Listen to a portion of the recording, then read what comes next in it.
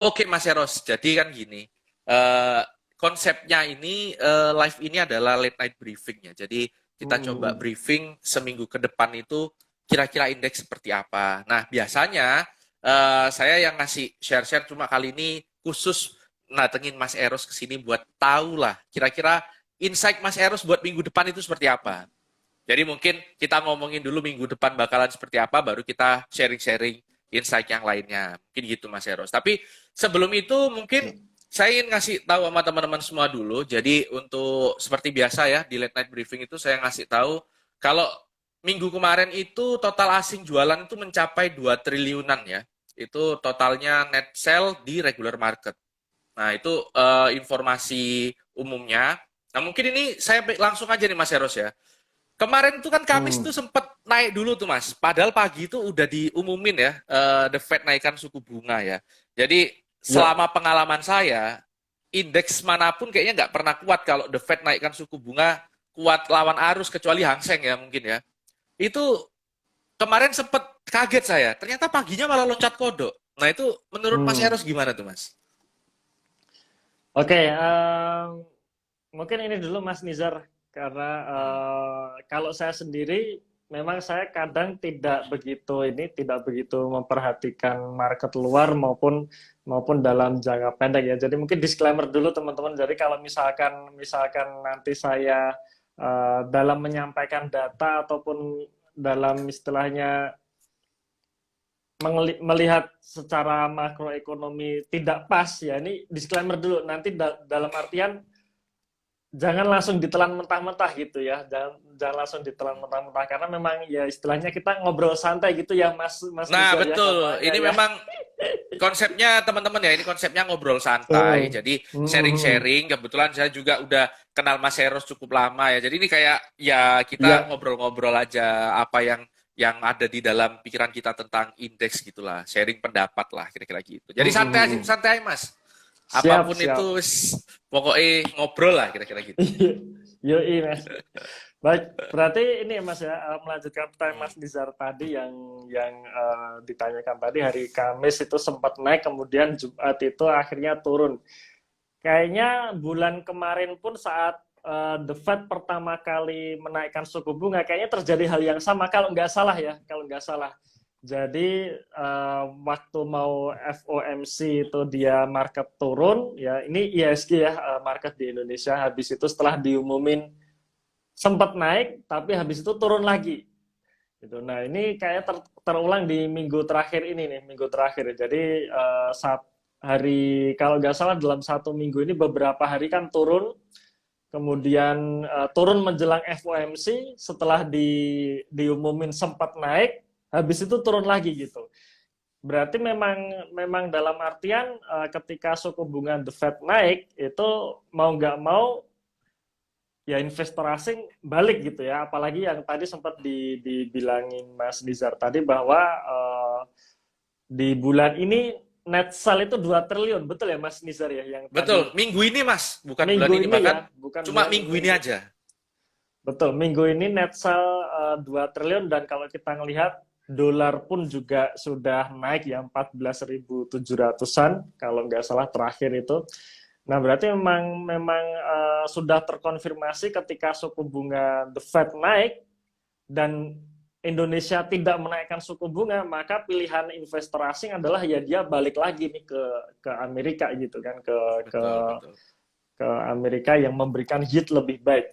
Nah, kalau misalkan kita bicara mengenai urut-urutannya nih, urut-urutannya bagaimana sih kok bisa ketika suku bunga The Fed naik membuat IHSG merah, kemudian market obligasi juga merah ya, kalau kita melihat apa namanya, yield dari obligasi ini juga naik, apalagi kalau teman-teman punya reksadana pendapatan tetap, ini juga harganya pada turun, jadi yieldnya pun juga turun. Saya sendiri juga punya reksadana pendapatan tetap, merah juga gitu kan. Nah ini Ya. kan urut-urutannya kan ketika suku bunga naik, maka investor asing keluar. Nah caranya gimana? Caranya investor asing ini ngejual saham yang tadinya dipegang, ya akhirnya dijual semua, membuat market turun. Kemudian investor asing yang memiliki bond atau obligasi dijual juga, membuat harga obligasi turun.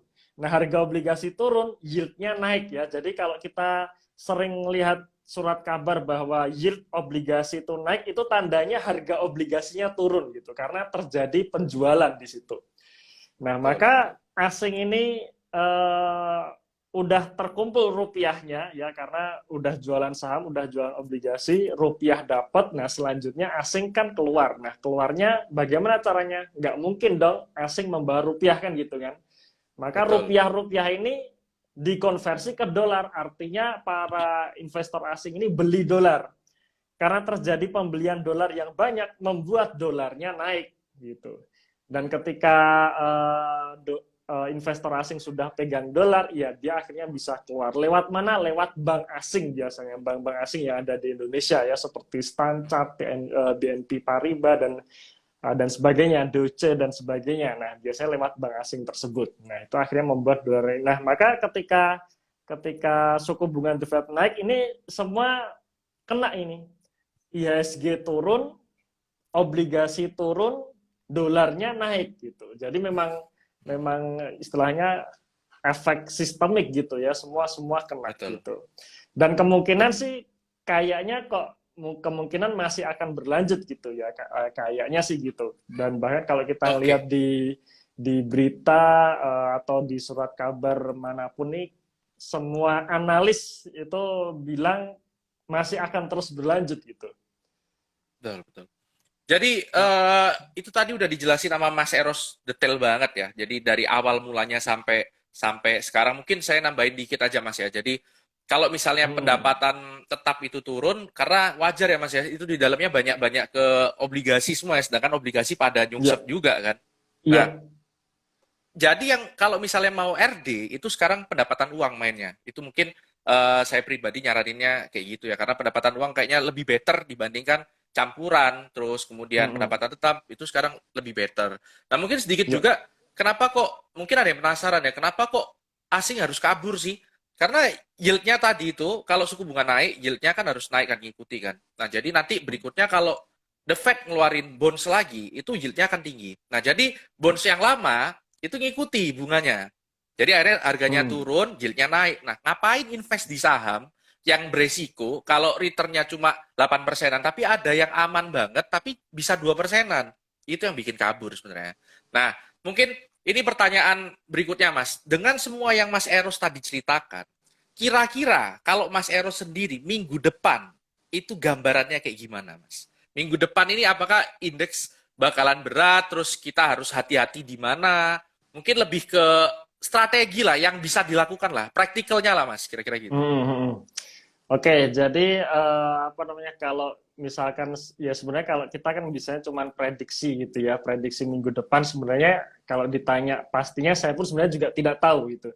Pastinya tidak tahu, kita nggak bisa memprediksi masa depan. Tapi memang kalau dari lihat di sinyal-sinyalnya, kemungkinan sih masih tertekan gitu ya. Kita ngelihat indeks Dow Jones, indeks S&P 500, indeks Nasdaq, ini bahkan udah minus semua.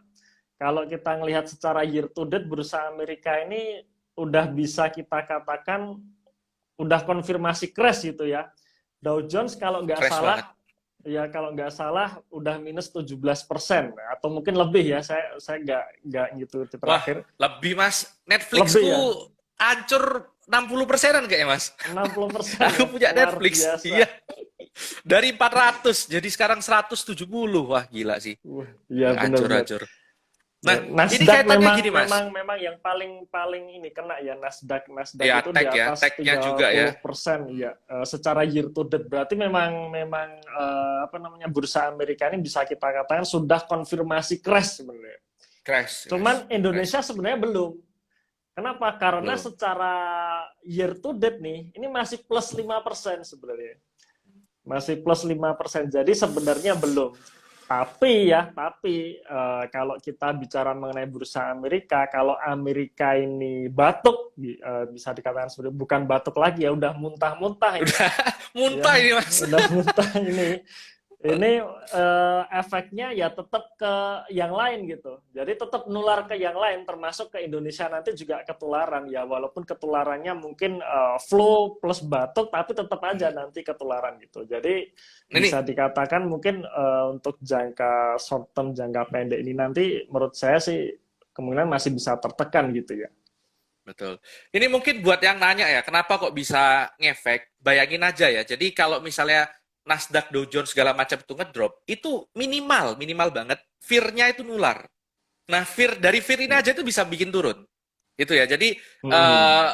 makanya itu saya bisa ngomong, oh besok mulai hari ini kayaknya berat nih. Itu karena saya mikir ya fear-nya aja udah nular. Apalagi dengan Hmm. era internet di semua influencer juga ngomong kayak gitu ya misalnya ya, itu akan lebih Ya. cepat nyampe fear-nya. Nah, itu mungkin kaitannya sama prediksi dari analisa Mas Eros tadi ya. Jadi minggu depan masih tertekan, gitu ya. Saya garis bawahi tertekan. Nah, sekarang aku lagi lihat ini Mas, lagi lihat Stockbit. Ini ada beberapa trending Hmm. stock yang mungkin empat besar nih ya, yang paling kelihatan di halaman pertama itu ada Goto, PTBA, Hmm. Hmm. Adaro, sama BBCA. Nah, apalagi Goto kemarin bisa dibilang ARB ya. Ini gimana menurut Mas Eros? Apakah ini juga ngefek juga ke trending stock ini atau ya kita kan beli IHSG, bukan beli IHSG, kita beli stoknya mungkin mereka bisa anomali gitu ya. Gimana menurut Mas Hmm. Eros? Ya, apa namanya? Memang kalau kita ngelihat di dalam portofolio saya sendiri pun rata-rata yang dia turun cukup dalam itu adalah mereka yang sudah naik tinggi. Jadi ketika istilahnya saham-saham sudah naik tinggi ini biasanya turunnya cukup dalam. Tapi kalau kita pegang saham yang bisa kita katakan sejak tahun kemarin ini belum naik, Hmm. turunnya terbatas itu. Jadi saya ada Oh. beberapa saham properti juga sempat kemarin naik, tapi turun juga, tapi turunnya masih terbatas. Beda kalau kita Hmm. pegang saham-saham batubara nih.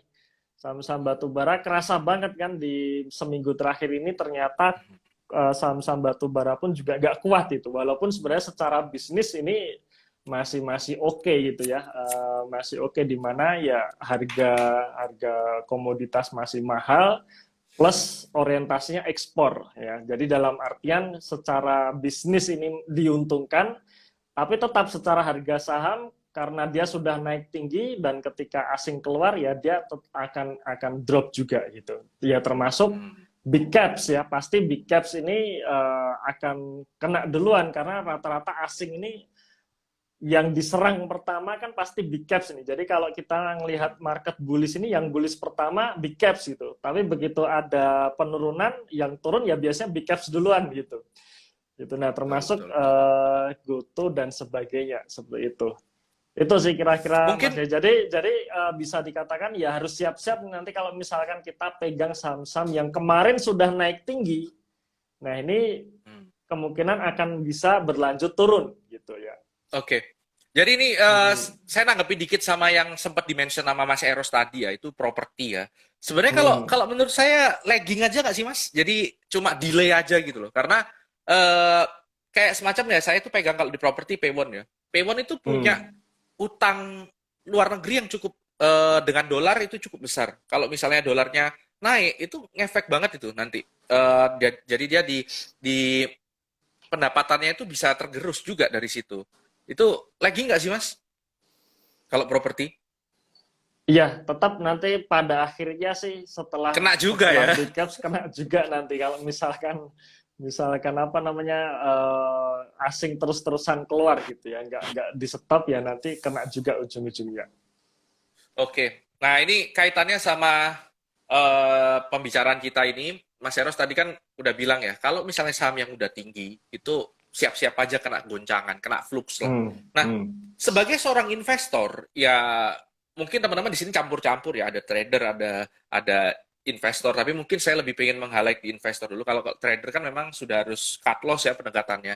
Ya, Investor harus ngapain nih, Mas?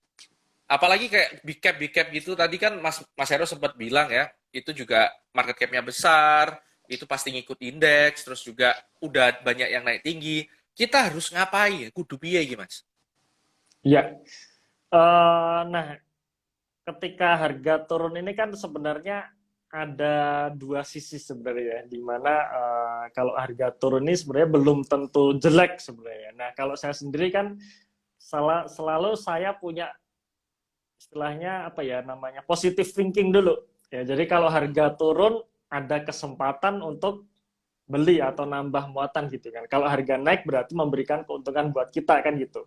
Nah, tapi memang kalau istilahnya dalam trennya sedang turun kita beli, ya sama aja seperti nangkap pisau jatuh seperti itu kan ya. Oh, Nah, oke oke. yang saya lakukan kalau saat ini posisi saya sekarang itu saya masih ngehold semua saham saya, jadi saya Hmm, tidak jual saham yang saya miliki karena menurut saya saham-saham yang saya miliki ini punya fondasi fundamental yang kuat ya, bisnisnya pun juga juga oke dan harga yang saya beli ini masih masih murah gitu, tergolong murah. Jadi oke. walaupun nanti penurunan sih kemungkinan apa namanya kemungkinan nilai atau yield dari portofolio saya ini tetap bagus gitu. Karena seperti Oke. ini, kita sebenarnya balik lagi ini dengan catatan kita bicara mengenai investasi jangka panjang ya, atau untuk long term investor ya, investor yang orientasi untuk jangka panjang. Nah, ketika kita bicara mengenai investasi jangka panjang, maka kita juga harus ngerti goalnya apa sih? Ya, jadi sebenarnya targetnya berapa gitu. Nah, Hmm, maka dalam hal investasi jangka panjang, targetnya kita nggak bisa uh, istilahnya mentargetkan dengan angka pasti. Misalkan, saya sering ditanya seperti ini, Mas Eros, kalau dengan value investing, kan kalau kita biasanya kita menerapkan kaidah value investing ini ya. Nah, sering ditanya seperti ini, Mas Eros, kalau dengan metode value investing bisa nggak saya dapat cuan 20% aja per tahun gitu? Saya waduh. katakan, saya jawab, belum tentu gitu. Tidak bisa, belum tentu. Nah, kenapa Betul. belum tentu? Karena yang namanya investing ini kan sifatnya buy and hold gitu ya, beli simpan. Nah, dalam artian memang memang saya katakan tidak ada istilahnya seperti support resisten. Saya sendiri dalam saya mengelola portofolio saya tidak pasang support resisten. Jadi saya hold terus. Hmm, Nah, ketika saya nge-hold terus, maka otomatis portofolio saya ya ngikutin market gitu. Kalau betul market betul betul. turun, ya pasti harga saham di dalam portofolio saya turun, yield-nya turun ya, yield dalam artian nilai portofolio saya sendiri seluruhnya itu juga turun. Tapi begitu nanti market bullish akan ikut naik juga gitu.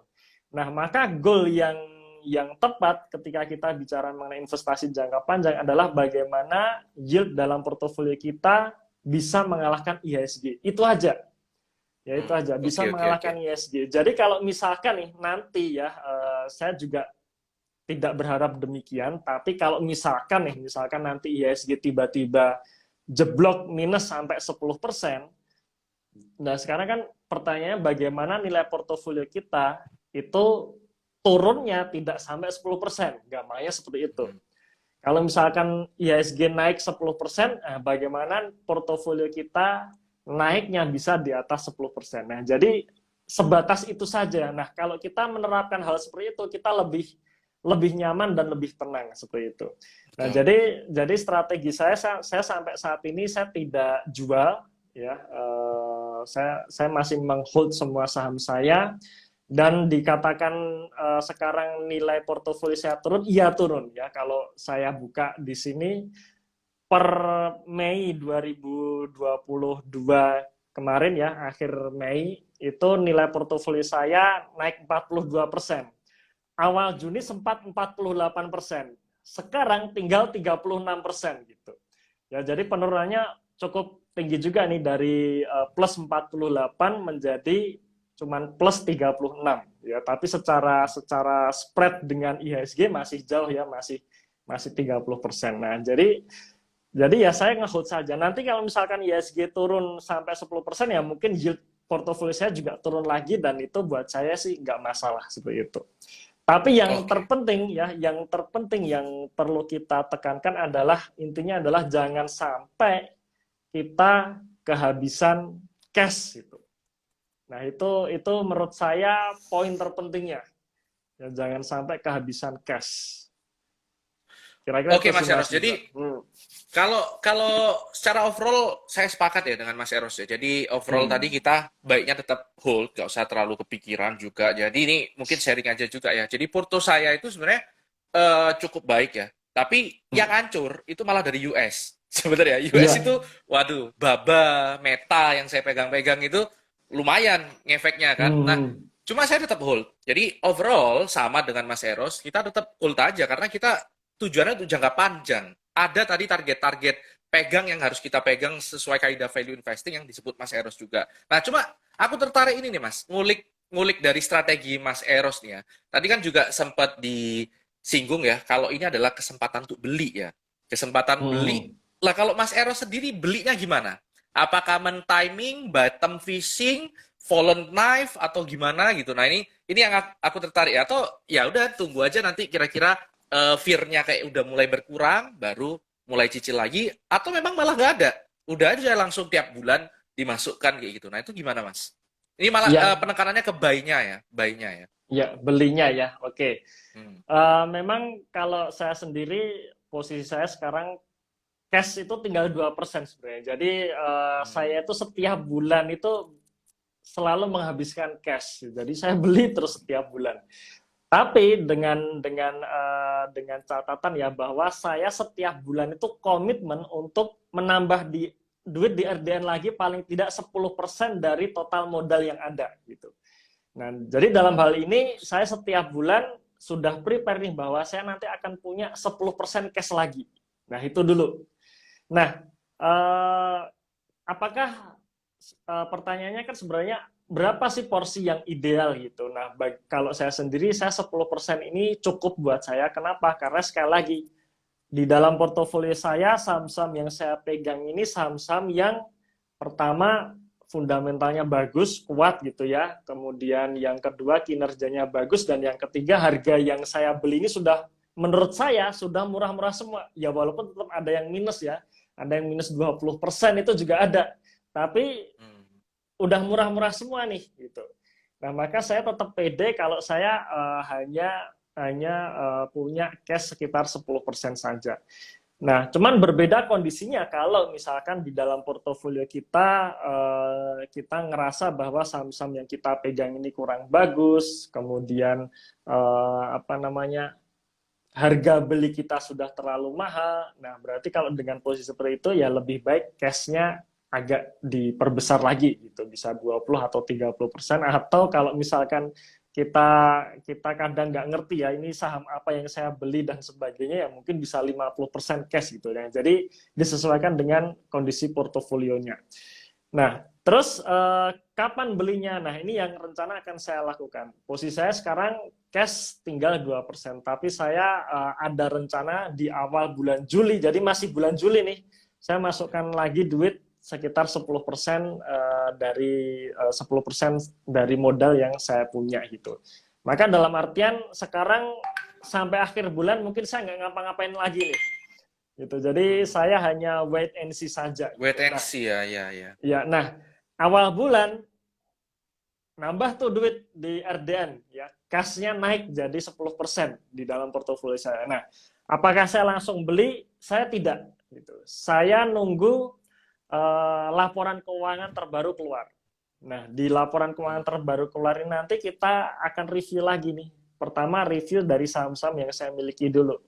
Kira-kira kalau ada saham-saham yang saya miliki ini membukukan kinerja yang bagus dan kebetulan harga sahamnya masih tertekan karena sentimen negatif ini, masalah The Fed dan sebagainya ini. Nah, di situ saya beli gitu. Saya akan banyakin di situ.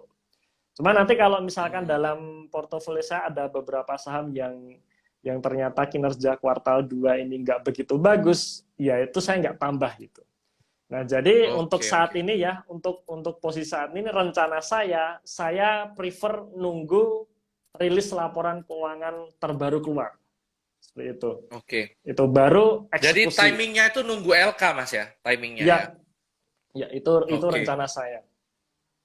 Oke, nah ini sedikit menarik ya, mungkin nambahin aja buat teman-teman semua ya. Jadi Mas Eros tadi cerita kalau cash-nya itu ditambah 10% setiap bulannya. Nah, Saya malah sedikit berbeda nih Mas. Kalau kalau aku Hmm. nih malah modelnya kayak langsam Mas, modelnya. Jadi uang Hmm. yang ditabung itu biasanya masuk ke RD dulu. Jadi Ya, poolnya itu di RD dulu semua. Nah nanti ya, begitu kalau misalnya ada crash baru diambilin. Jadi gelondongan saya mainnya. Nah kebetulan ya. kemarin itu memang udah ada feeling nggak enak Mas ya kan sebenarnya indeks luar itu udah crash. Kebetulan aku cukup aktif ngamati US kan. Jadi Hmm. udah jalan duluan dari akhir tahun malah ya, dari Desemberan. Itu sebenarnya Hmm. udah ini kan. Terus apalagi ada isu stagflasi segala macam. Hmm. Itu aku udah Hmm. ngestop Mas, ngestop buy itu. Hmm. Nah, Hmm. kemarin kebetulan Dilala beneran ngedrop kan. Cuma Hmm. bisa rebound lagi karena Indonesia termasuk yang saya nggak tahu ya, ini mungkin pujian nama pemerintah ya. Ini bukan maksud politik ya. Cuma memang cukup baik menangani inflasi di Indonesia. Ini Hmm. beda banget loh. Di negara lain itu di Turki, di Argentina, Ya. di itu yang parah-parah ya. Terus kayak Hmm. bahkan Jerman, Amerika itu inflasi tinggi semua. Indonesia cuma Hmm. 3,5%. Ya. Indonesia bahkan kemarin itu pada saat rilis Mei itu tak kira tuh Hmm. lebih dari 4 Mas, udah mulai jalan di Hmm. luar ekspektasi BI kan. Ternyata masih Hmm. 3,5. Amazing juga Hmm. sebenarnya. Tapi Hmm. ya apa ya? Ya. Pertanyaannya tuh seberapa kuat sih ngelawan arus Iya. global gitu. Nah, itu sih. Nah, terus kalau Kadang kita ngomongin juga bingung timing, ya. Hmm. bingung Mas. Ya, Di tiga luar setengah pada tapi minyak heboh, goreng naiknya 2 kali lipat gitu ya. disubsidi Mas, soalnya. Oh Jadi iya betul. sebagian besar tuh nggak naik itu masih disubsidi. Itu Hmm. jadi yang sebenarnya kredit juga untuk pemerintah ya, tapi nggak tahu uangnya dari mana. Mungkin aja dari Hmm. pajak cukai HMSP yang dinaikkan terus-terusan Iya. kan. Jadi ya sebenarnya muter-muter situ aja Iya. sebenarnya. Nah, Iya. kalau ngomong timing, Mas Eros lebih prefer ke LK tadi ya. LK keluar, Iya. yang which is kalau kuartal kedua, berarti keluarnya H plus 2 bulanan lah Mas ya. Kira-kira bulan Iya. Agustus. Apakah Juli Mas Eros Agustus. akan nunggu sampai segitu untuk collect? Ya, kita saya tetap prefer untuk nunggu LK kuartal 2 rilis ya. Cuman tetap nanti kita ngelihat apa namanya kondisi selanjutnya karena kadang memang ketika saya ada cash baru dan saham saham yang saya sudah yakin ya. Jadi maksudnya adalah saham yang saya sudah yakin bahwa kinerjanya ini bakalan tetap naik nih gitu. Nah, dan Oh, harga oke sahamnya oke. lagi tertekan. Nah, di situ kadang saya nambah gitu. Cuman kalau Tanpa harus nunggu emiten-emiten, LK-nya keluar ya, karena udah ya yakin betul, ya. betul. Oh, Tapi oke untuk oke. emiten-emiten yang kita belum yakin apakah kuartal 2 ini bagus atau tidak. Nah, sebaiknya di hold dulu ya dalam artian kita wait and see dulu. Karena kan sebenarnya ada beberapa yang sebenarnya bisa bisa kita istilahnya kita prediksi ya apakah kuartal 2 ini tambah bagus atau tidak ya. Kalau contohnya ini misalkan kita bicara lagi mengenai saham batubara gitu ya, emiten batubara. Nah, kalau emiten batubara saya sih tetap optimis kuartal 2 kinerjanya tetap bagus gitu. Bahkan lebih bagus dari kuartal 1. Nah, di situ uh, kita lihat nih mana yang menarik saat ini gitu ya. Nah, itu salah satu. Hmm. Tapi kalau yang lainnya, misalkan contoh saham emiten consumer good atau properti, ini kan juga masih masih Masih abu-abu masih lah Mas ya. abu-abu lah ya. Masih Nah, nebak kalau ya kita proyeksinya. masih nebak, nah kalau masih nebak itu ya prefer kita kita nunggu sampai LK rilis dulu. Oke, oke. Dapat, dapat. Ini mungkin Hmm. sharing aja sama teman-teman ya. Ini unorthodox method ya. Jadi ini kalau kalau saya ya kebetulan saya punya 40%-an cash masih sekitar. Nah, jadi Hmm. kalau aku tuh gini, Mas. Hmm. Nge-timing itu justru ngelihat popular opinionnya gimana. Jadi market itu kira-kira fear-nya udah kelihatan belum? Kan biasanya kalau Ya. turun, wah ini bentar lagi indeks ke 5.000, indeks ke 4.000. Nah, kalau udah mulai banyak yang ngawur-ngawur gitu, nah itu Hmm. pertanda itu, Mas. Itu udah Ya. pertanda mau mau balik biasanya. Naik pun kayak gitu. Jadi kalau udah pada banyak yang wah ini bakalan ke contoh nih Mas ya, Hmm. SMDR. SMDR itu Hmm. kemarin aku buat video, besoknya Hmm. besoknya koreksi. Jadi Hmm. banyak yang opininya itu ini bakal ke 5.000. Ya ya bisa ke sana. Cuma kan harus ada koreksinya dulu dan naiknya udah. Ya. Ya. Kalau udah banyak yang aneh-aneh kayak gitu biasanya yang terjadi sebaliknya. Ya. Itu Betul, ini betul, Mas. trik trik ini trik nggak umum, trik nggak umum gitu. Ya. Nah, Sekarang ini Mas, aku pengen tanya beberapa berita ya. Ini ada tadi kan udah overall index segala macam, juga beberapa saham populer juga udah dibilangin sama Mas Eros triknya ya. Ini Mm-mm. ada beberapa berita yang katanya salah satunya nih Mas ya, ARB vertikal udah mau dimulai lagi. Jadi Hmm, memang masih belum keluar ya tanggalnya kapan, cuma udah ada isu udah seperti ada itu. isu. Nah, isunya seperti itu. Kalau Mas Eros, menurut Mas Eros, kalau saya pribadi nih ya, ini makanya nanya ke Mas Eros juga, ini Hmm. bisa bikin indeks kita makin hancur. Kalau itu dibuka beneran ya, kerannya ya. Mas Eros Hmm. gimana kalau menurut Mas Eros? Ya, sebenarnya mungkin timing bukanya ya Mas Nizar ya. Jadi kalau misalkan bursa mau ngebuka ARB-nya dilepas gitu, dilepas di atas 7% alias sudah simetris lagi, saat timingnya seperti ini dalam artian saat kondisi market sedang nggak bagus ini ya nanti bisa Jelas ya. jeblok lagi gitu ya. Ya, Hmm. jadi harapannya sih nanti bursa bisa mempertimbangkan lagi tuh kira-kira kapan enaknya itu mulai dibuka. Karena ini juga banyak pertanyaan nih Mas Nizar ke saya nih. Wah, gimana nih Mas kalau misalkan sudah ARB udah gak 7% lagi, terutama mereka-mereka ya yang baru masuk di saat corona ya alias angkatan corona ini kan belum pernah merasakan ARB di atas 7%. Nah, makin takut mereka gitu. Makin takut. Jadi makin banyak pertanyaan ke saya apa yang harus dilakukan, persiapannya di mana dan sebagainya. Nah, jadi bikin bikin takut gitu. Nah, mungkin tipsnya buat teman-teman yang mungkin ketakutan ketika ARB dibuka bisa mungkin yang pertama ya sebenarnya ARB resiko volatile ya itu biasanya dari faktor likuiditas dalam artian Hmm. saham-saham yang nggak liquid itu paling gampang nanti kalau sekalinya terjun bablas itu sekalinya naik memang bablas naik gitu tapi sekalinya turun ya bablas turun gitu. Ya, Nah, benar, nah benar, benar, itu benar. saham-saham yang nggak liquid biasanya. Nah, Yang efeknya lebih besar di yang nggak liquid ya, Mas ya? ya efek yang paling besar yang nggak liquid. Kalau saham liquid seperti BBCA, BBRI, Telkom dan sebagainya ini lebih tertahan. Jadi kalau turun ini nggak se ekstrim kalau di saham-saham yang nggak liquid. Nah, jadi mungkin kalau teman-teman agak takut ke saham-saham yang nggak liquid, nah ya bisa beralih ke saham liquid itu juga nggak masalah gitu. Tapi yang paling penting adalah kalau misalkan secara psikologis itu sebenarnya balik lagi ke basic awal ya. Secara psikologis itu kita nggak siap dengan volatilitasnya market seperti ini.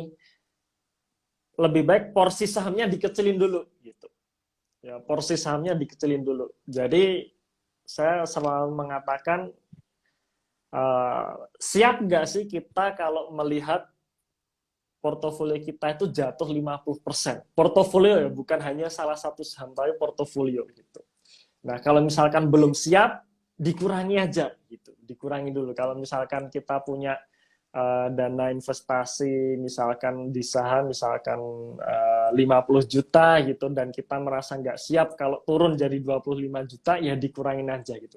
Karena turun 50% itu benar-benar kejadian gitu. Saya Hmm, tahun betul, betul. 2020 bener itu portofolio saya turun 50% itu benar-benar kejadian. 2015 juga sama gitu dan itu nggak bisa kita istilahnya kita hindari ya ketika market crash ya pasti portofolio kita turun. Nah kita siap nggak? Kalau nggak siap ya sudah kita kurangin ya saham porsi sahamnya. Saya selalu mengatakan untuk pemula dalam artian ya baru nyoba di saham beberapa bulan atau mungkin baru 1 tahun gitu maksimal 40% aja deh yang di saham gitu. 60%-nya belikan instrumen investasi yang lebih aman gitu. Itu supaya kita siap dulu secara psikologis. Nanti kalau kita sudah siap, nah baru porsi sahamnya mulai ditambah gitu ya dari 40, 50, 60 dan sebagainya. Kalau posisi saya Oke. sekarang udah 80% di saham gitu. Nah, kenapa? Hmm. Karena secara psikologis saya udah siap nih. ya udah pengalaman 2 kali saya 2015 dan 2020. Jadi saya udah mempersiapkan diri kalau misalkan portofolio saya turun 50%, ya nggak apa-apa gitu ya. Saya masih bisa makan, saya masih bisa bisa hidup itu dan masih bisa berjalan kehidupan saya, kebutuhan rumah tangga saya masih bisa berjalan Betul, gitu. Itu betul. jadi Jadi tipsnya di kuncinya situ. diversifikasi, Mas ya. Diversifikasi ya betul. Ya, betul, betul. Jadi justru kalau saya sendiri nih Mas, malah diversifikasinya agak wide Mas memang. Kripto, Hmm. terus Ya, US, memang agak agak banyak memang Mas. Jadi lebih lebih wide memang. Nah, tapi ini ini punya punya bond juga Mas, punya reksadana juga nggak? RD punya bonds enggak? Bonds karena saya ini ya, sebenarnya dulu tertarik SBR ya, dan juga saya juga Hmm. sempat juga kerjasama orang BRI untuk mempromosikan ORI ya.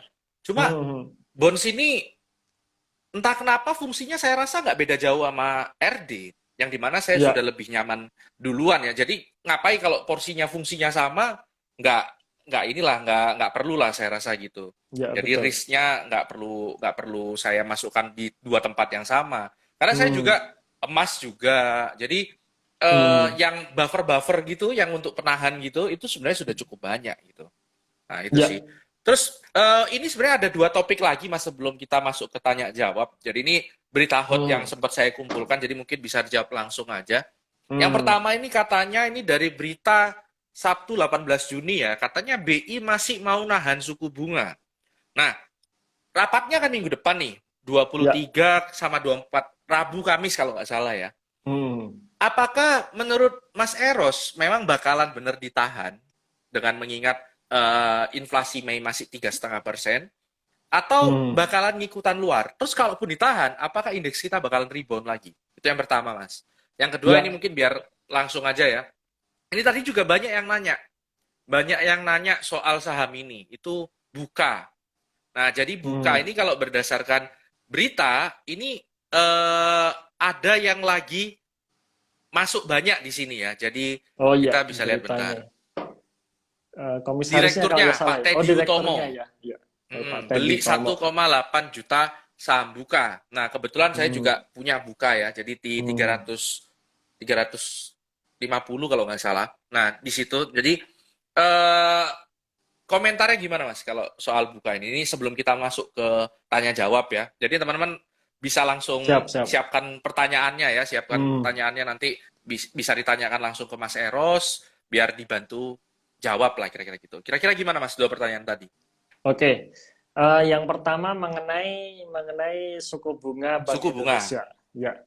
Kebetulan karena saya dulu kerja di perbankan, saya juga dulu ngikutin itu. Nah, Bank Indonesia ini sebenarnya dia menaikkan suku bunga atau tidak menaikkan suku bunga itu bukan karena ingin menahan asing. Karena banyak yang kalau saya lihat di berita ya atau di koran-koran ini kan selalu mengatakan ya, analis mengatakan kalau misalkan suku bunga Fed naik, harusnya BI juga menaikkan suku bunga Ikut. supaya apa? Supaya asing nggak keluar gitu. Jadi dalam artian yield-nya sama-sama naik kan gitu. Yield Amerika naik, yield Indonesia juga naik. Nah, artinya asing supaya tetap stay di Indonesia gitu. Cuma sebenarnya fungsi dari Bank Indonesia menaikkan atau menurunkan suku bunga ini kan untuk menjaga inflasi sebenarnya. Jadi kalau inflasinya naik, suku bunga Indonesia biasanya akan dinaikkan. Dengan harapan ketika suku bunga dinaikkan kan inflasi di Indonesia ini lebih terjaga lagi. Jadi mengurangi uang yang beredar, uangnya masuk ke bank, jadi demand masyarakat berkurang. Sehingga kalau demand masyarakat berkurang, harga-harga nggak jadi naik kan gitu harapannya. Atau tertahan Betul. tidak tidak naik lebih tinggi gitu. Nah, berarti kalau kita melihat permasalahannya kan di sini inflasinya Indonesia beda dengan inflasinya Amerika ya. Amerika inflasinya udah di atas 8%, sedangkan Indonesia masih di 3,5% gitu. Nah, maka dan Bank Indonesia juga mentargetkan bahwa inflasinya akan dijaga plus minus ya sekitar 3% juga. Nah, maka dalam artian kalau menurut 4% saya Mas targetnya Mas. Target targetnya BI 4% 4% kan? ya. Oke, 4%. oke. Nah, berarti kalau seperti itu dan kalau kita melihat inflasi di Indonesia di Mei masih sekitar 3,5%, menurut saya sih belum akan dinaikkan, belum akan Hmm. dinaikkan. Ini pandangan saya, cuman ya kita nggak tahu. Nanti kita lihat aja nih Lihat minggu RDG-nya depan, ya, Mas ya. lihat minggu depan. Kalau nggak Nah, naik, kalau nggak jadi dinaikkan, indeks gimana, Mas? Kira-kira. Nah, kalau tidak jadi dinaikkan, sebenarnya asing pasti tetap akan milih Keluar ya? milih Oh, keluar, malah malah ya. cabut ya. Karena yield-nya di Amerika lebih menarik karena kan di sisi risiko Indonesia ini kan dianggap lebih risiko dibandingkan Amerika. Kenapa? Karena Hmm. Amerika negara maju sedangkan Indonesia masih negara Berkembang. berkembang. Dalam artian risiko investasi di Indonesia lebih tinggi daripada risiko investasi di Amerika. Nah, maka kalau asing pengen investasi di Indonesia, ya sudah sewajarnya pengennya yield-nya kan harus lebih tinggi lagi seperti itu kan. Nah, maka itu Oke. akan menurut saya akan mendorong asing asing keluar Sell seperti ya. itu. Oke, Asing oke. sell gitu. Nah, Sip. Jadi itu udah kejawab ya ya kalau untuk BI ya. Kalau misalnya besok minggu depan nggak dinaikkan, potensi asing sell itu malah lebih besar ya. Nah, tadi Mas satu lagi Mas, soal buka Mas. ya Direkturnya ya. nambah nih. Oke, kalau buka sendiri saya sebenarnya nggak begitu mengikuti karena memang Hmm. memang buka di saham buka ini di luar watchlist kami, jadi kami nggak ngikuti. Cuman memang beritanya saya juga sempat baca tuh apa namanya direkturnya memborong gitu ya, memborong saham Hmm. buka. Nah, berarti kan ada insider dia beli Insider sahamnya sendiri, buying. ya, insider buying.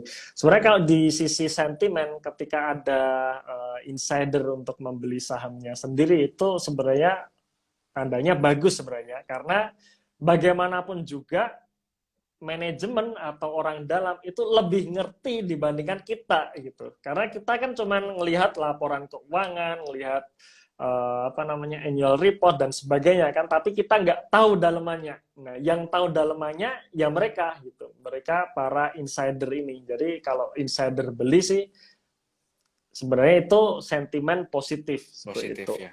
Ya, Cuma memang itu. nggak masuk watchlist Mas ya. Memang nggak tertarik Mas ya. Sama ini ya. Iya, belum belum Mas. Iya, masih Oke. deg-degan juga sih. Iya ya, nanti kalau kita terlalu kebanyakan ngomong ini dikira pom-pom Mas nanti Mas. Iya. Oke, jadi ini cukup panjang kita briefingnya ya. Sekarang kita coba Hmm. interaktif. Kira-kira kalau ada pertanyaan boleh disampaikan. Sebenarnya dari tadi udah banyak yang nanya nih Mas. Saya sampai bingung nih, yang mana nih yang Wah iya, saya iya saya juga jawab sepintas duluan. melihat loh, banyak banget nih ya, saya juga bingung nih. Jadi kalau di scroll ke atas repot ya. Jadi komentar langsung aja lah ya. Ini saya sambil-sambil nyari-nyari tahu. Jadi ini yang paling paling deket aja ya. Hmm. Nah ini. Asri, bagaimanakah target long termnya dari Mas Kris Sutanto ini ya? Dan apakah sektor properti akan terdampak dengan kenaikan suku bunga? Ini tadi sempat kita singgung dikit, Mas. Jadi properti dan Asri ini, Mas, pertanyaannya. Ya, oke, kalau Asri kebetulan juga tidak ada di watchlist kami, jadi saya nggak ngikutin dari fundamental maupun kinerja, tapi dari sisi propertinya. Nah, properti ini biasanya bermusuhan dengan suku bunga gitu Mas ya. Jadi kalau suku bunga Betul. naik berarti kan suku bunga kredit ikut naik. Suku bunga kredit naik berarti bunga KPR naik. Nah, ini menjadi sentimen negatif karena rata-rata pembelian properti ini pakai KPR seperti itu. Jadi sangat jarang yang beli rumah cash, itu sangat jarang gitu ya. Jadi rata-rata pasti pakai KPR dan ini menjadi sentimen negatif. Artinya jangan-jangan nih, jangan-jangan orang-orang menahan dulu beli properti karena suku bunga KPR-nya tinggi gitu. Tapi Betul. kalau kalau kita ngelihat ya, saya sendiri kan saya juga rencana sedikit renov rumah nih Mas. Jadi sedikit Hmm, sedikit renov rumah. Kalau saya tanya pengembang saya waktu itu sekarang ini ya, ini dengan kenaikan seperti ini efeknya apa sih? Harga bahan bahan bangunan naik semua gitu. Oh, Bahkan inflasinya malah udah jalan ke sana duluan ya? udah jalan duluan gitu. Bahkan harga besi gitu Mas, katanya sama pengembang saya kebetulan saya renov ini kan pakai pakai pakai pengembang yang dulunya juga bangun rumah saya nih. Rumah saya ini kan saya beli 2013 tuh. Nah, jadi pengalamannya sebenarnya udah panjang, pengalaman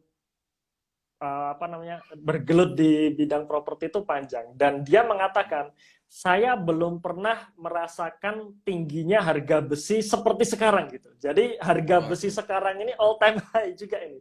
Iya, Gitu. iya, iya, iya, iya, Terus iya, saya tanya lagi, benar-benar. gimana permintaan properti banyak atau enggak? Nah, ini yang juga menarik, Mas. Dia bilang kalau properti murah itu kayak kacang goreng. Jadi kalau Gimana? di sekitar Jogja ini kan murahnya Jogja sama murahnya Jakarta sama murahnya Medan kan pasti beda-beda gitu ya. Jadi kalau saya tanya, katanya sih ya, katanya untuk wilayah Jogja sekitar, rumah harga di bawah 500 juta itu kayak kacang goreng katanya, Mas. Ya. Jadi banyak yang Apalagi yang nyari. FLPP ya, yang di Ya, bawah betul. subsidi pemerintah ya. Betul, betul. Jadi walaupun Menarik, harga menarik. bahan bangunnya lagi tinggi, tapi banyak yang nyari. Nah, Masalahnya Asri bukan yang termasuk yang murah, Mas ya. mungkin ya. Itu pertama, cuman belum selesai nih, Mas, belum selesai. Oh Nah, iya, iya, iya, Mas. tapi untuk harga rumah yang nanggung ya, nanggung dalam artian harga 500 sampai 800 juta, ini susah jualnya gitu. Susah jualannya gitu. Nah, ini ada keunikan nih. Jadi kalau rumah yang murah ini kayak kacang goreng katanya, tapi kalau yang nanggung itu susah jualnya. Tapi kalau rumah mahal di atas 1 miliar dan pengembangnya ini sudah punya brand, ya itu juga jalan ternyata gitu. Katanya gitu, Mas. Oh, Juga gitu. jalan. Iya, Jadi iya. yang susah jualannya itu yang properti nanggung ini, yang harga rumah nanggung, dan pengembangnya pengembang biasa atau pengembang individu gitu ya, bukan Lokal yang lah ya, yang lokal, ya lokal. lokal yang tidak punya brand kuat gitu. Katanya gitu. Nah, ini juga menarik. Artinya apa? Artinya sebenarnya properti ini sudah jalan loh gitu. Kalau saya menyimpulkan ya, sudah jalan. Apalagi kalau kita melihat kan apa namanya, bisnis komoditas ini kan lagi cuan-cuannya nih gitu kan. Hmm. Nah, berarti mereka yang berkecimpung atau berbisnis di komoditas dan turunannya itu lagi banyak duit gitu.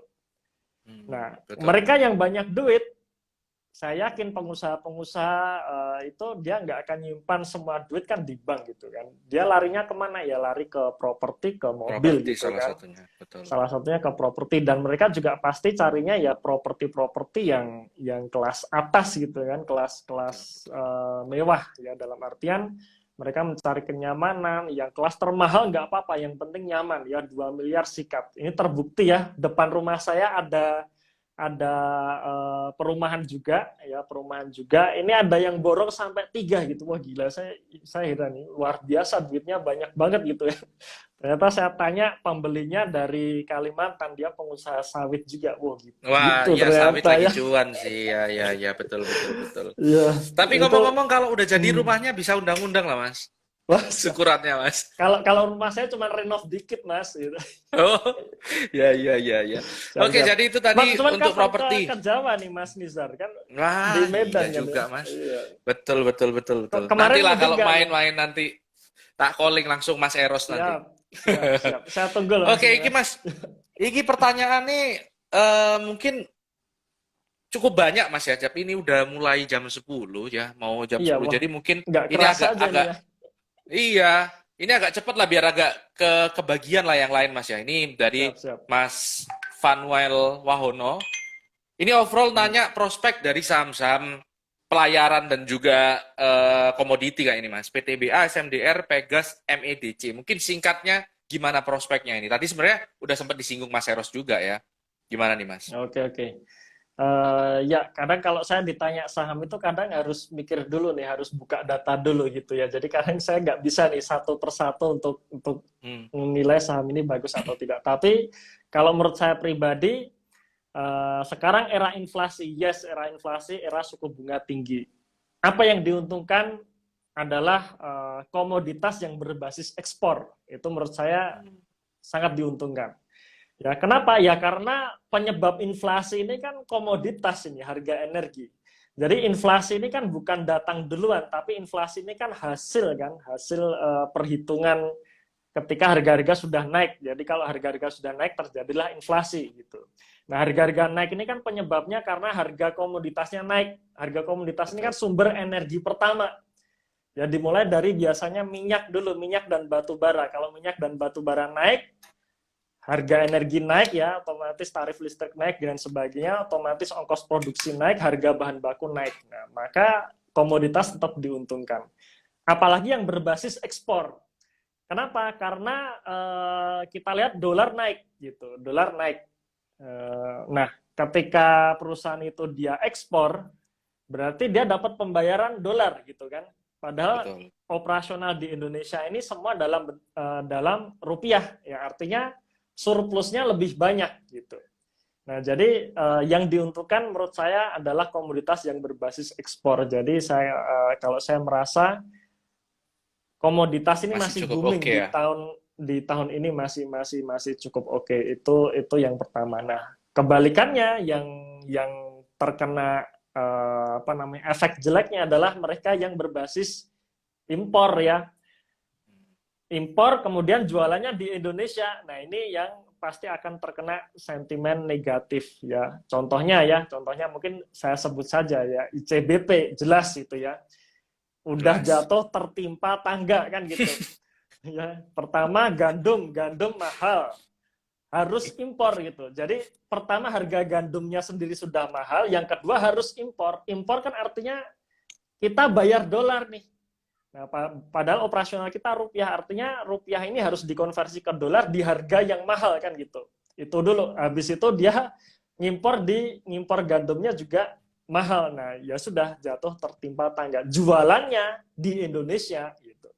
Dapatnya rupiah Betul. ya. Jadi bahan bakunya dolar, dapatnya rupiah. Udah itu kena sentimen negatif. Tapi ya kalau menurut saya bukan berarti sentimen negatif tidak kita lirik gitu. Karena mereka yang cuan besar di saham batubara sekarang adalah mereka yang koleksi saham batubara sejak masih terkena sentimen negatif kan, seperti tahun Betul. kemarin atau tahun 2020 yang dimana batubara dihajar oleh ESG ya, oleh green Betul. energy dan sebagainya yang membuat harga-harga saham batubara ini nggak mau naik. Nah sekarang ceritanya berubah nih, batubara pada cuan gede. Nah sekarang yang terkena sentimen negatif yang tadi saya ceritakan. Nah, ini juga menurut saya ya menarik juga untuk dipelajari lebih lanjut. Mana yang terkena sentimen negatif tapi bisa survive kan gitu. Bisa survive, kita koleksi sekarang. Nah, cuman pestanya ya nanti gitu. Nanti bukan sekarang tapi nanti untuk persiapan nantilah kalau inflasi sudah reda ya harga komoditas sudah reda lagi. Nah, baru di situ kita pesta gitu yang sudah dipersiapkan dari sekarang Oke. gitu. Sip. Jadi kesimpulannya sebenarnya kalau dari pertanyaan Mas Vanuel tadi di sektor ini, sektor batubara dan juga pelayarannya ini masih cukup oke lah ya untuk kuartal Menurut saya kedua lah ya masih kira-kira. masih oke ya. Oke. Ini pertanyaan berikutnya dari Mas Marana Sianturi. Ini ada beberapa emiten, Mas. Mungkin yang familiar Hmm. aja dari Mas Eros. SMGR, Emyor, Tower, SCMA. Wah ya, Kira-kira timing sekarang cukup oke nggak ini, Mas? Ini yang familiar aja ini, Mas. ya borongan ini tanya familiar tapi Boleh. borongan juga nih. Ya mungkin karena pertanyaannya banyak ya, jadi Iya, sekalian ajaknya, Mas. oke. SMGR SMGR atau persemenan ya mungkin lebih general Hmm, persemenan memang untuk saat ini sentimennya juga negatif karena kan untuk apa namanya bahan bakarnya tetap pakai batu bara yang harganya juga tinggi plus semen kemarin kalau saya baca di annual reportnya SMGR itu ada tantangan yaitu banyak pemain baru sedangkan belum terjadi pemulihan dalam artian permintaannya belum banyak jadi antara permintaan dengan produksi itu gede produksinya dan ini membuat produksinya melimpah ya. Jadi kinerjanya di kuartal 1 kan kita ngelihat juga belum bagus ya. Tapi kita ngelihat prospeknya menurut saya bagus. Kenapa? Karena ada IKN gitu. Jadi harapannya sih IKN ini yang nanti akan membuat permintaan semen naik gitu ya, sehingga bisa mengangkat kinerjanya situ. Plus juga kalau kita ngelihat ya sekarang ini saham-saham persemenan juga valuasinya murah-murah juga gitu ya. Jadi Udah memang cukup memang banyak drop ya. ya sudah cukup banyak drop, dan kalau kita ngelihat secara jangka panjang ini sudah termasuk bottom juga gitu, sudah di bottom juga. Jadi menurut saya oke, prospeknya sih bagus gitu ya, prospeknya Oke. bagus. Ya kalau ya sekali lagi kalau misalkan kita ragu-ragu ya nunggu aja deh kuartal kedua kira-kira kinerjanya gimana ya. SMGR kan kuartal 1 kita ngelihat kinerjanya masih jelek tuh, masih turun. Cuman kayaknya ini udah penurunannya udah di titik nadir nih gitu kan.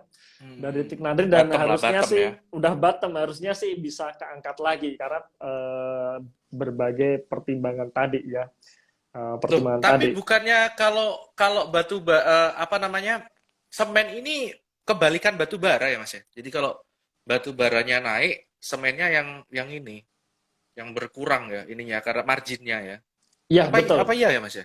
Oh. Betul, Mas. Betul. Jadi Berarti kalau kalau selama komoditi ini bullish, ini kita hmm, agak susah ya ngarep ini sebenarnya, eh misalnya ikutan bullish gitu ya. Apalagi IKN kalau disinggung sebenarnya kayak masih jauh gak sih Mas?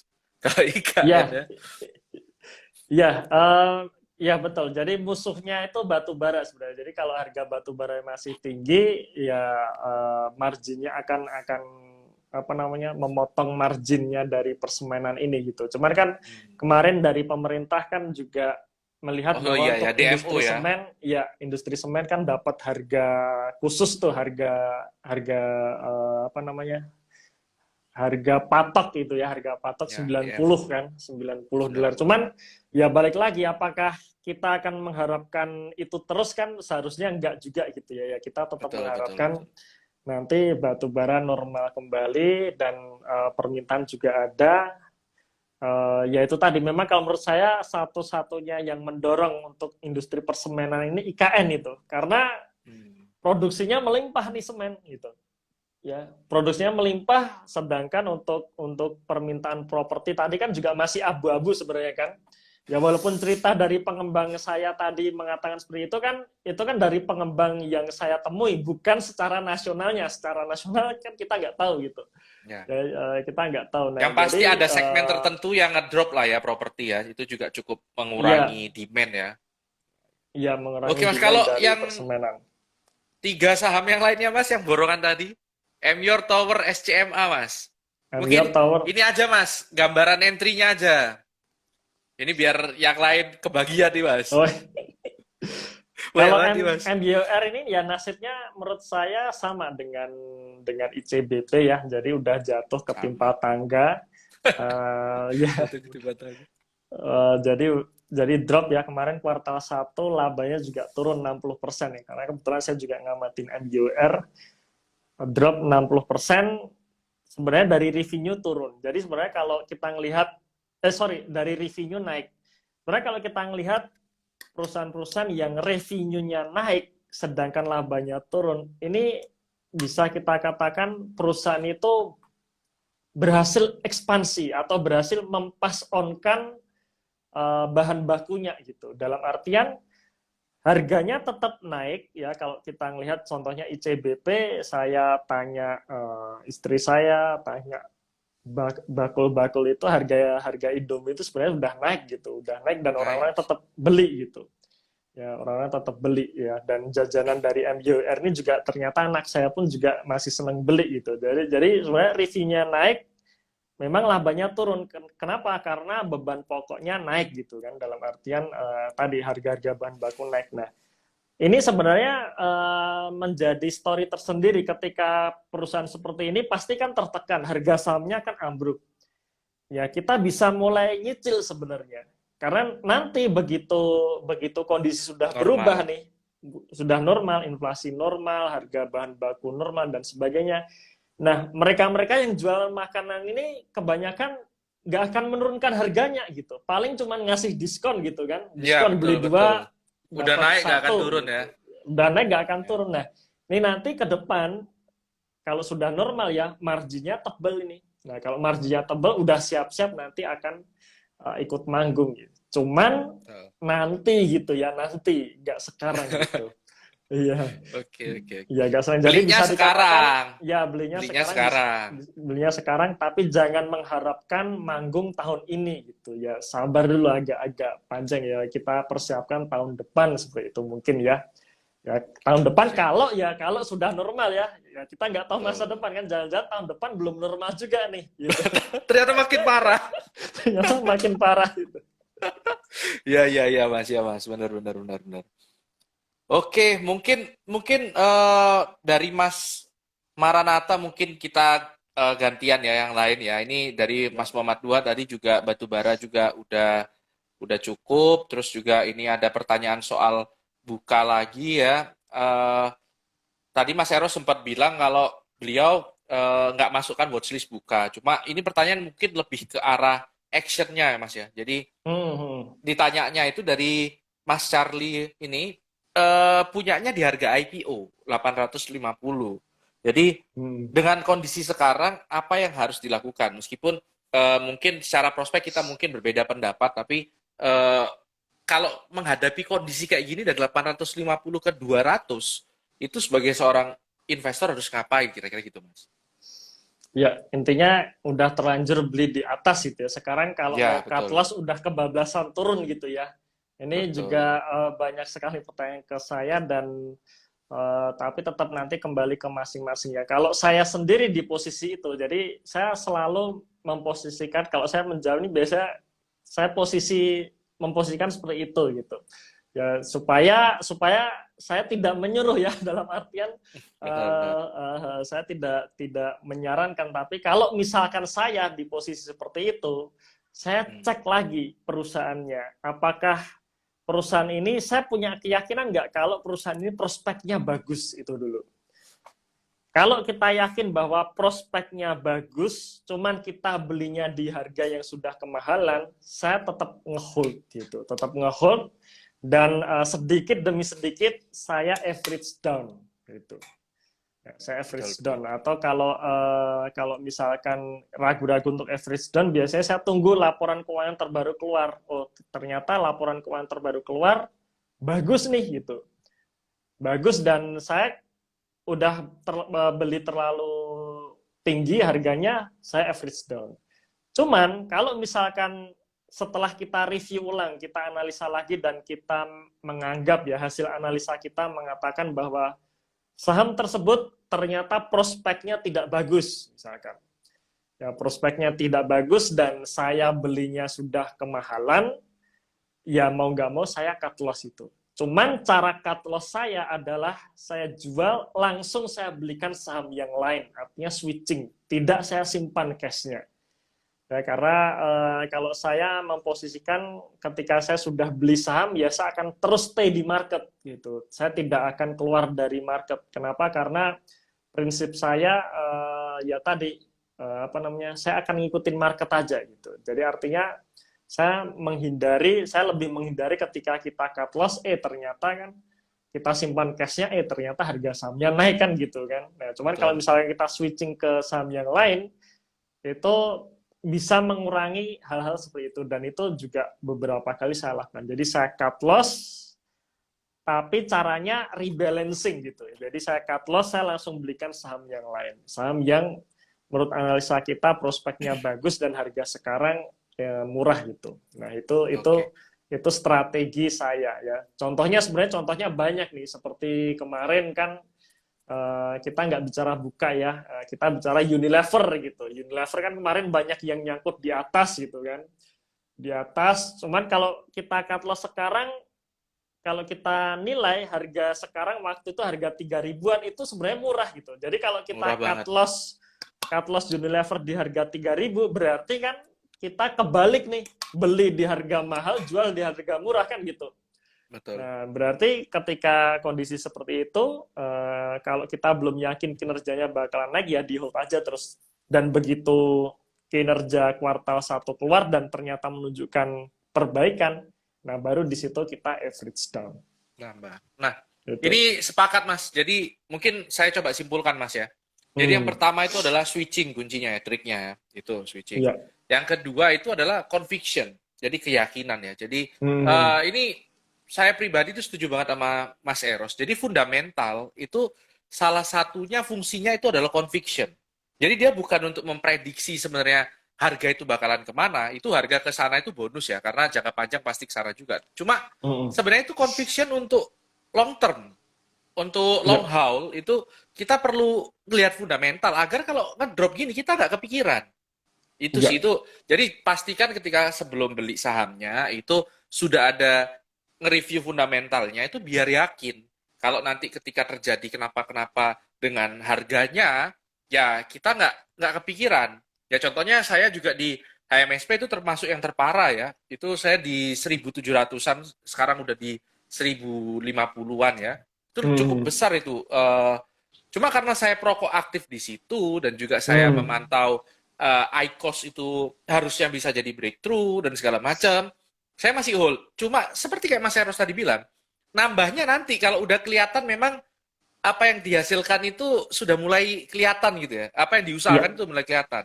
Udah mulai revenue-nya membaik segala macam. Nah, itu mungkin mulai dipertimbangkan untuk nambah, tapi tetap di hold. Karena ya terus terang aja kalau misalnya ini sekali lagi bukan ngomong bukan tapi overall ke sahamnya Hmm. eh apa ya, kayak Sampurna itu termasuk yang Netflix misalnya. Saya tuh sering banget beli ini Mas, saham-saham yang memang saya pakai barangnya. Jadi Iya. ketika saya ngelihat produknya terus-terusan, itu saya nggak kepikiran. Toh uang Hmm. saya juga mengalirnya ke situ, kira-kira gitu ya. Iya. Nah, terkait dengan buka, buka itu kalau di 850 sebenarnya pada saat awal-awal kemarin di apa ya di IPO kan itu memang cukup jadi pertanyaan harganya ya. Itu meskipun perdebatannya macam-macam punya pendapat yang berbeda ya.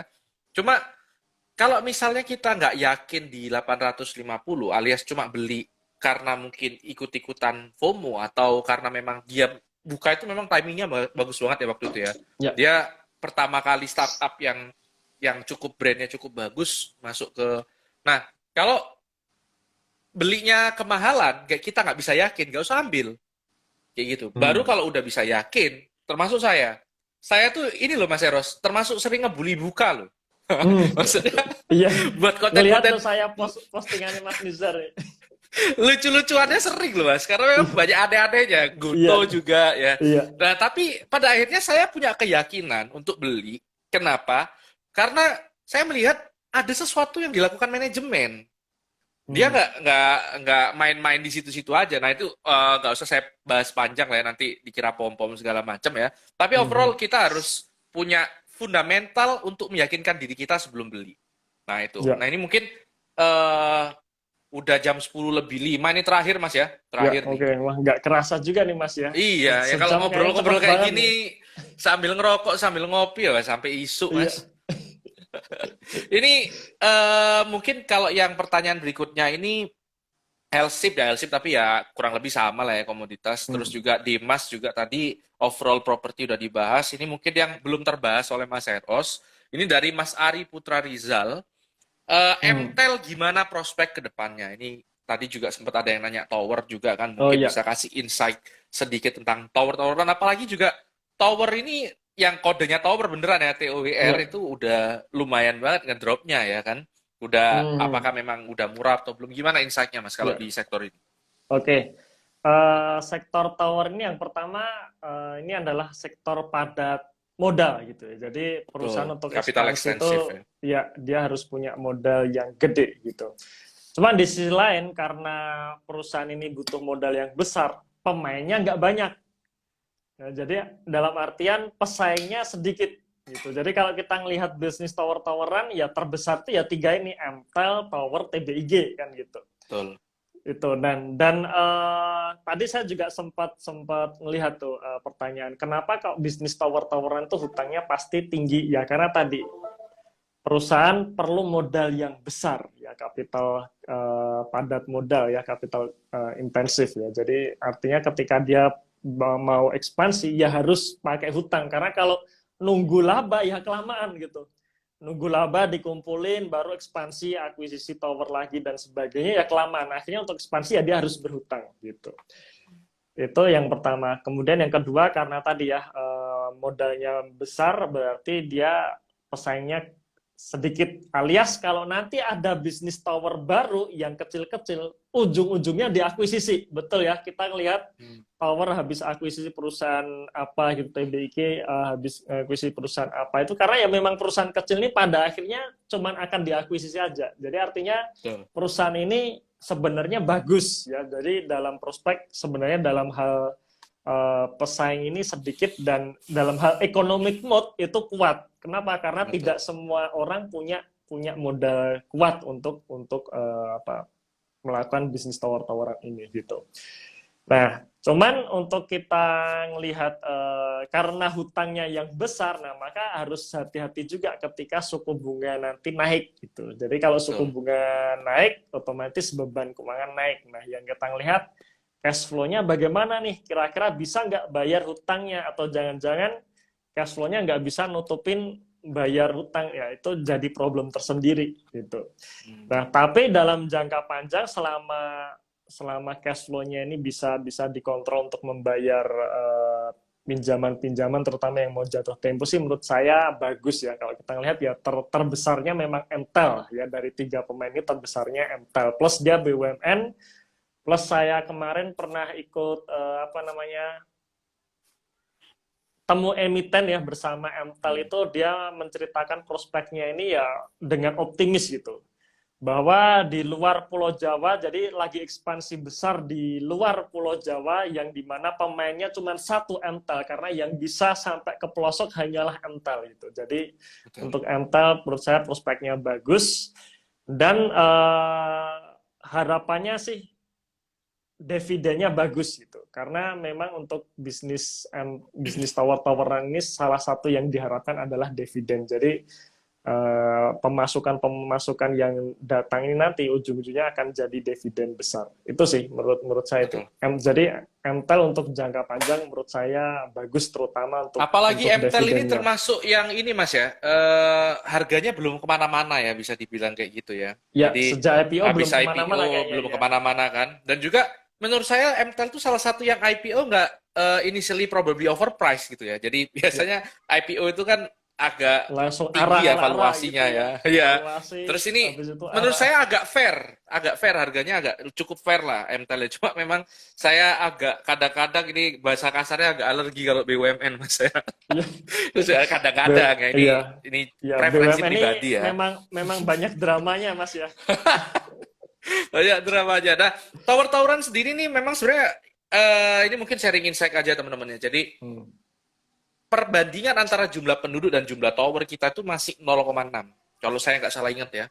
Sedangkan di luar di SEA sendiri ini perbandingannya SEA aja ya. Jadi menurut saya cukup make sense dibandingkan kayak Malaysia, Singapura. Itu rata-rata mereka udah 1, perbandingan antara tower dan juga.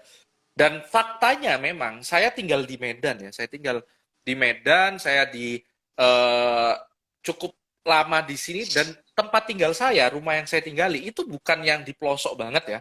Jadi tempat saya yang tinggal itu kalau misalnya di Surabaya itu kayak di Waru gitu ya, di agak ke Sidoarjo tapi belum ke sana banget gitu ya. Pokoknya masih di hinterland-nya lah kira-kira gitu. Itu aja IndiHome baru masuk dua tahun yang lalu. Baru masuk. Jadi Baru sebelumnya itu 2 saya tahun kalau yang lalu ya. baru 2 tahun yang lalu. Bahkan saya itu Mas buat konten YouTube yang kalau kita ngupload bergiga-giga itu saya pakai paket data sebelumnya itu. Jadi ya, lumayan memang agak boncos tekor. juga tuh.